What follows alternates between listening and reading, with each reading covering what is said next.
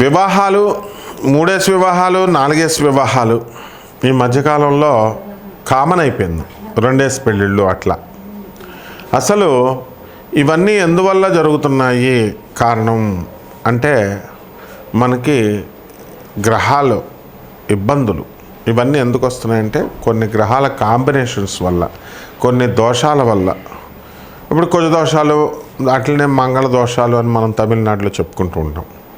ఈ దోషాల వల్ల మనకి ఎక్కువ వివాహాలు, పునర్వివాహాలు, విధవా వివాహాలు, రాహు మనకి అర్ధాష్టమ, అష్టమ, సప్తమ స్థానాల్లో ఉండడము, ఏ శుభగ్రహ వీక్షణ లేకపోవడము, ఇలా కొన్ని క్లాజెస్ ఉంటాయి. ఈ క్లాజెస్ వల్ల ఏమవుతుందంటే ఇతరుల మాటలు నమ్మి అమ్మాయిలు మోసపోవడం, లేదా అబ్బాయిలైనా మోసపోవచ్చు. ఇది రాహు ఎంతసేపు కూడా మోసగాడనమాట. కాబట్టి సప్తమ రాహువులో మనకి ఉన్నప్పుడు ఏమవుతుందంటే విధవా సంభోగం జరుగుతుంది అన్నారు. మరి ఇవన్నీ శాస్త్రాల్లో ఊరికనే చెప్పారా అండి అని అంటే మనకి కాదు. శాస్త్రాల్లో చెప్పినటువంటివి ఎప్పుడు కూడా ఆధారాలు ఉంటాయన్నమాట. ఒక ప్రాక్టికల్గా ఒక పర్సన్ ఉన్నాడు, అతను నెల్లూరుకు చెందినటువంటి వాడు. ఏమండి సప్తమ రాహు ఉన్నాడురా, నీకు విధవా సంభోగం జరుగుతుంది అని అంటే అతను మామూలుగా అనుకున్నాడు. ఏమీ లేదండి గురువుగారు అన్నాడు. 20 సంవత్సరాల క్రితం మాట.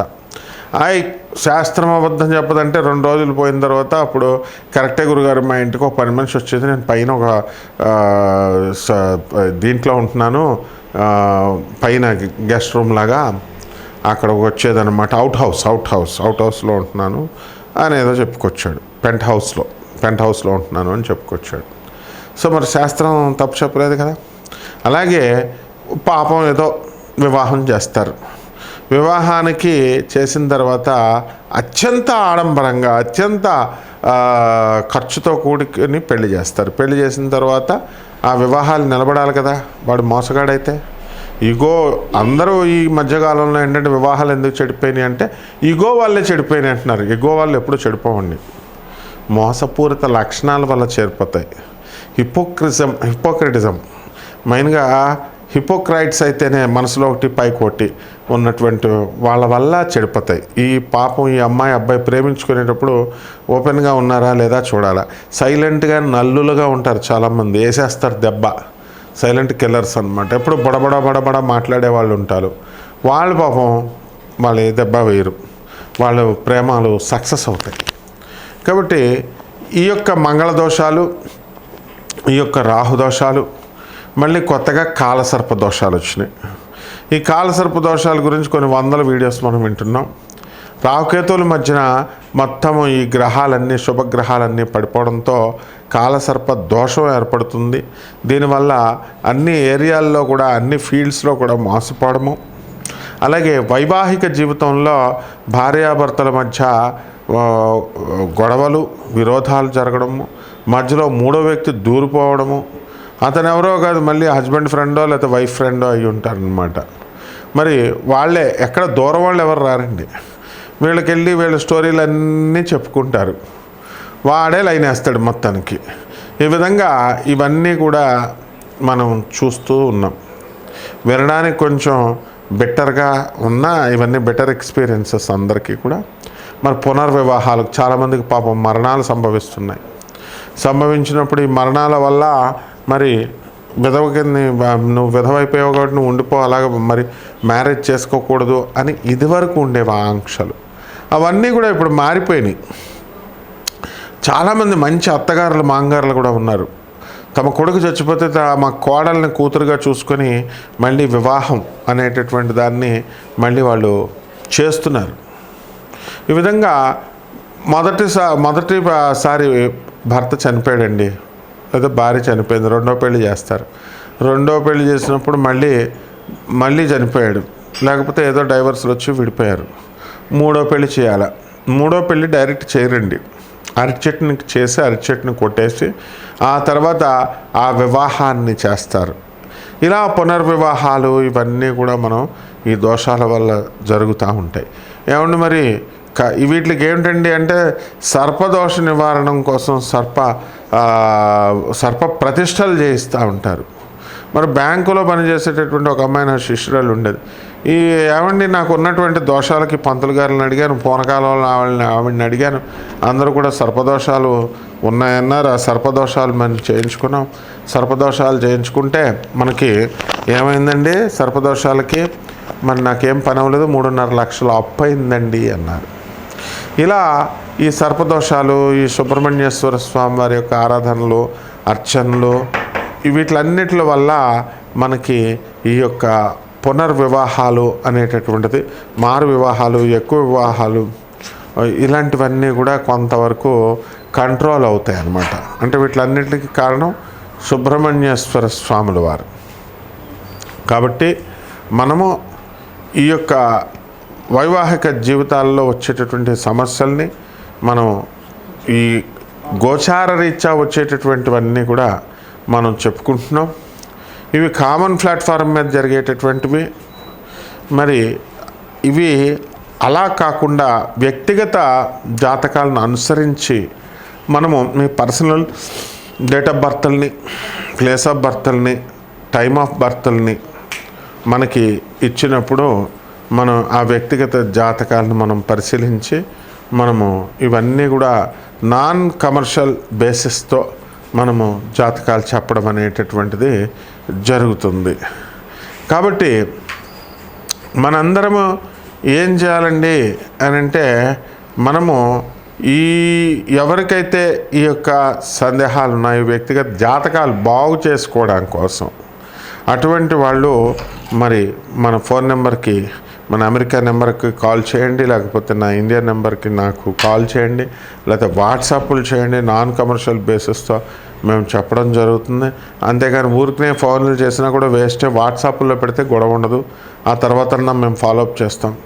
వరల్డ్ నెంబర్ 1 ఆస్ట్రాలజర్ అవడం వల్ల మనల్ని ఇమిటేట్ చేస్తూ అందరూ కూడా మన ఫోన్ నెంబర్ని వాళ్ళ జ్యోతిషంకి సెంటర్లకి లింక్ చేసుకోవడాలు, నా పేరు కొడితే వేరే వాళ్ళ ఫోన్ నెంబర్లు వాళ్ళు పెట్టేసుకుంటున్నారు అనమాట.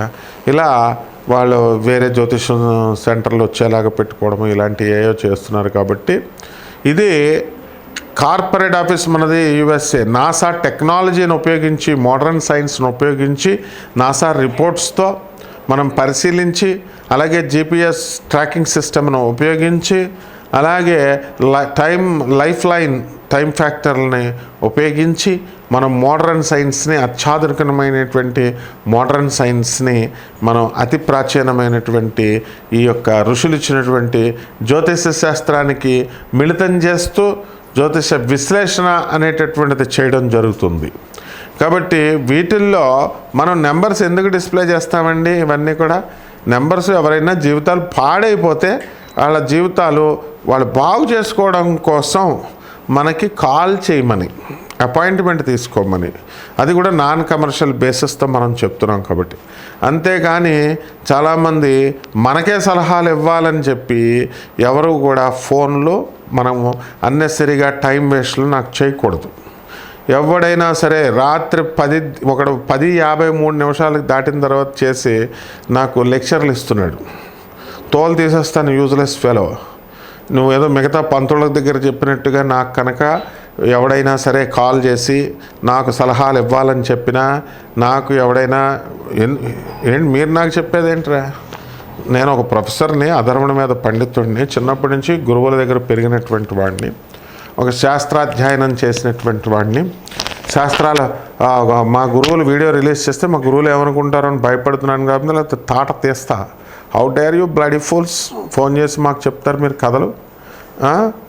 మళ్ళీ పంతులందరినీ బెదిరిస్తారు తాగుతూ, రాత్రి 10:53 కాల్ చేస్తూ. I will put you under bars, direct చెప్తున్నాను నేను. ఎవరైనా సరే పిచ్చి వేషాలు వేస్తే, పిచ్చి కామెంట్స్ చేసినా I will take the very severe action. మీరు ఎవరో పాపం జీవితాలు చితికిపోయిన వాళ్ళు ఉంటారు, వాళ్ళ కోసం నాన్ కమర్షియల్ బేసిస్తో మనం చేస్తున్నాం. మీ తల్లిదండ్రులకు మీరు తిండి పెట్టరు, సమాజానికి పనికి రారు, పేదవాళ్ళకి సేవ చేయరు, అనాథ పిల్లలకి డబ్బులు ఇవ్వరు, తర్వాత సన్యాసులకి రూపాయి ఇవ్వరు. ఎందుకురా మీ బతుకులు? సొల్లు కబుర్లు చెప్తూ తాగుతూ నాకు కాల్ చేస్తారా మీరు? How dare you bloody fellows.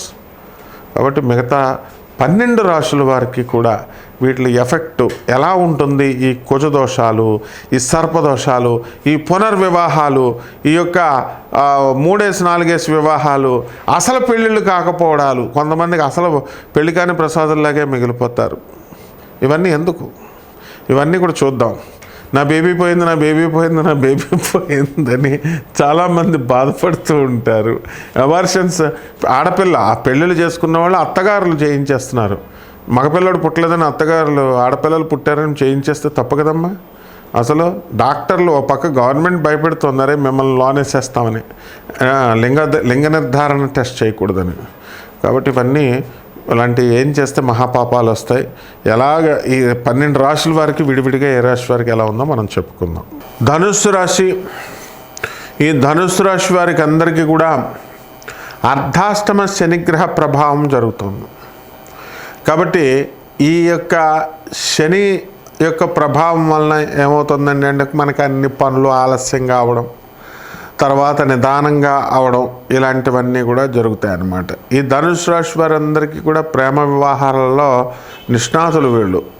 ఎలూప్మెంట్స్, love marriages ఇలాంటివి జరగడానికి ఈ యొక్క ధనుసు రాశి వారికి ఈ నవంబర్ నెలలో మీకు చక్కటి అవకాశాలు ఉన్నాయి. మరి ప్రేమించి పెళ్లి చేసుకునేటటువంటి వాళ్ళంతా కూడా మీ తల్లిదండ్రులకి చెప్పుకొని ఆ తర్వాత ఎలూప్మెంట్లు అవ్వండి తప్ప ముందుగా అవ్వద్దు. ఇకపోతే ఆదాయాల దగ్గరికి వచ్చేసరికి ధనుసు రాశి వారికి ఆదాయాలు చాలా ఎక్కువగా పెరుగుతాయి. ఇక ధనుసు రాశి వారికి ఎలా ఉందండి అని అంటే మనకి అష్టమ గురుగ్రహ ప్రభావము అనేటటువంటిది ఉంటుంది. దీనివల్ల పనులు ఆలస్యమే కాకుండా స్థాన చలనాన్ని కూడా సూచిస్తున్నాయి. మిథున రాశి వారు స్థానంలో మార్పులు అనేటటువంటివి సూచిస్తున్నాయి. అదేవిధంగా ఈ యొక్క ధనుసు రాశి వారికి అందరికీ కూడా ఇళ్ళు కడుతున్నా లేకపోతే వ్యాపారాలు చేస్తున్నా ఇవన్నీ కూడా వాళ్ళకి బ్రహ్మాండంగా అప్పులు రావడము అనేటటువంటిది ఇది గొప్ప అదృష్టం. చాలామంది బంధువులంతా కూడా వచ్చి మీకు ఇల్లు కడుతున్నావు కదా, ఇదిగో డబ్బు ఉంచు నీ దగ్గర అని చెప్పి ఇలా ఇవ్వడము అనేటటువంటిది జరుగుతుంది.